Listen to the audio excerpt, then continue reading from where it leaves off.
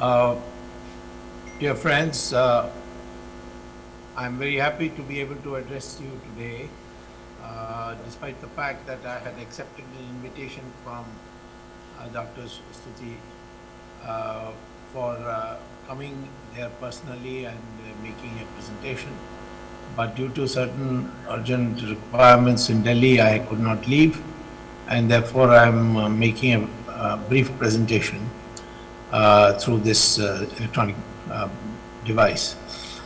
The Education of Tomorrow is a very important conference because of several factors. One is, of course, the most important factor is that India has the largest population of people below the age of 35. In fact, our country, the number of people below the age of 35 is 70% of the population.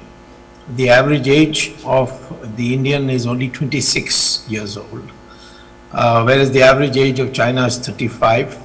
The average age of United States is 37. The average age of Europe is 46. The average age of Japan is 50 years.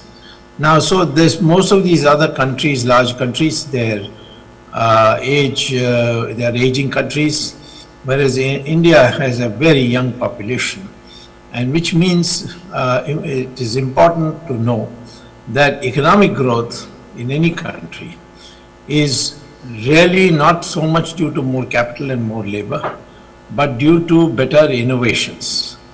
Industrial revolution came and lifted England to developed status because of the new innovation of locomotives and also the fact that they were able to build, create steel out of SMS steel plant and blast furnace.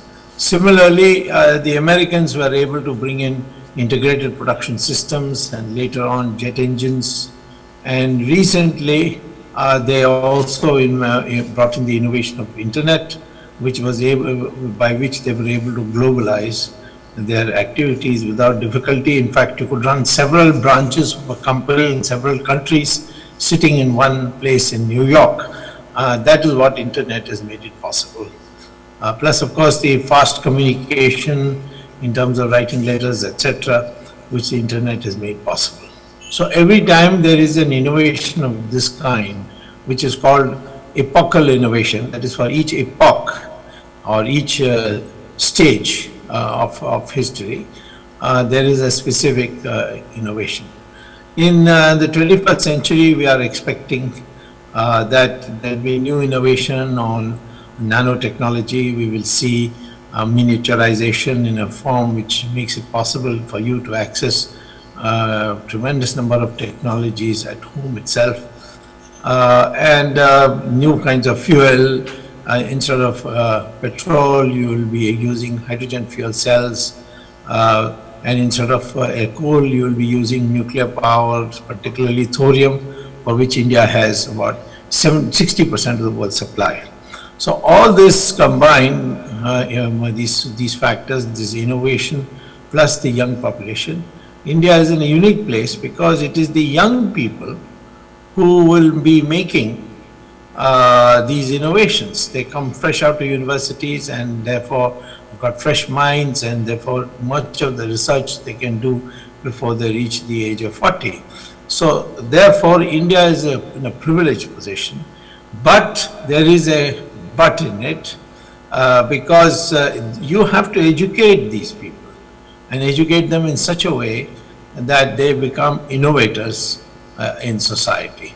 So therefore, the Education for Tomorrow theme that you have selected is extremely important. What kind of education we are going to have?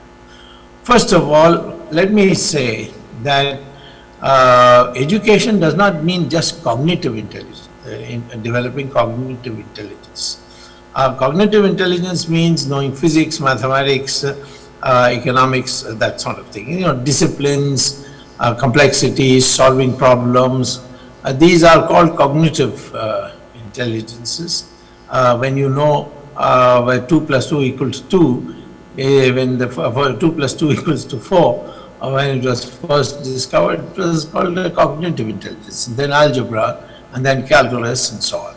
But that's a very small part of intelligence now. What is needed to be developed for education in tomorrow is the other kinds of intelligences which is required for you to become a good citizen in a country. For instance, there is now something called the emotional intelligence, which is essentially how to communicate. Because now communication techniques have become so advanced, so you must know how to communicate. So the way of speaking in such a way that the other party becomes persuaded by your arguments and not be repelled by your arguments, that technique is called emotional intelligence. The way to work your emotions in such a way that the other person feels impelled to agree with you and come along with you and get converted.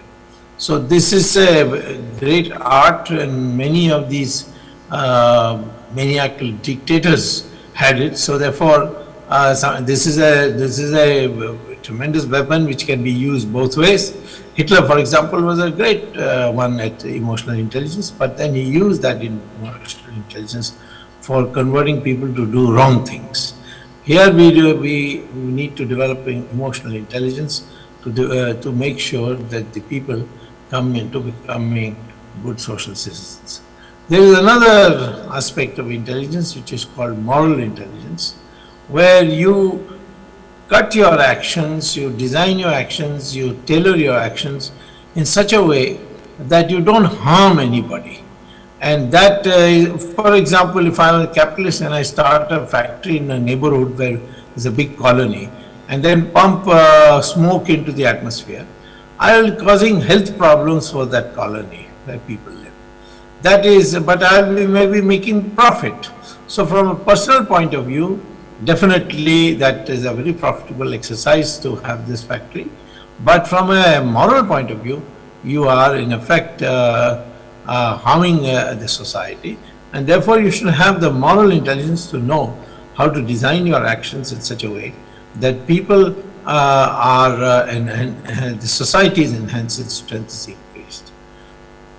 So therefore the moral intelligence is also very important with emotional intelligence, and moral intelligence is there, then you will not misuse your emotional intelligence. Then there's a fourth intelligence which is called social intelligence, where you design your actions in such a way that the society is benefited, it becomes a better society. When we advocate that mother and son, or father and daughter, or husband and wife, brothers and sisters, they must behave in a certain way, they must look after each other, as we have in our Asian societies, particularly Indian society, where we have a very healthy regard for our own parents. It's not like in America, where the moment you become an adult, you abandon your parents and go away.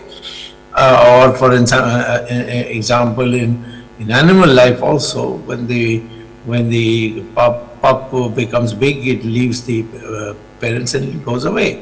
So the society crumbles in that. Same thing, we try very hard for our marriages to work and see that they remain. There are some countries where 50% of the marriages end up in divorce, but India still has very low divorce rate because of the concept of adjusting for the sake of society and family. That's called social intelligence. And finally, there is the intelligence which is called spiritual intelligence, which is the thing that we must most of all develop. And that is based on the principle that the cosmos is where the knowledge is. In the cosmos we call in Sanskrit as Brahman. And that's where all the knowledge is stored. And if you can, your mind can concentrate to link to that cosmos, then you will get all the knowledge that is there, all the knowledge that was in the past, the present, the future, is all there in the Brahman. And that if you can tune your mind, and because the brain has waves, and that is therefore Americans call this spiritual intelligence as as neural Wi-Fi. That is, your brain has a Wi-Fi connection with the Brahman. And that is what makes people into geniuses. Some people are more intelligent than others because they concentrate. Why our Rishi-Munis of the past used to meditate for such a long time? Just to develop this neural Wi-Fi. That now we have to start teaching in our schools and curriculum. So this is one aspect, this multidimensional intelligence we have to develop. We are also moving into an area where we are going into what is called as online education.